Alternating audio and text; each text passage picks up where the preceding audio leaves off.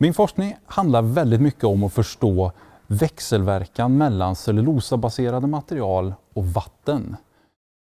I stort sett alla produkter man gör från skogsråvara, allt ifrån vanligt toalettpapper till tunna membran av nanocellulosa, så bör man göra det i en vattenmiljö, och det som cellulosan och fibrerna är riktigt bra på, det är att klumpa ihop sig med varandra och klumpa ihop sig med vattnet. Så det vill liksom hålla kvar vattnet, och vi behöver ha väldigt mycket vatten, men sen ska det bort. Och jag forskar ju mycket på energieffektivisering av de här borttagning av vattenprocesserna.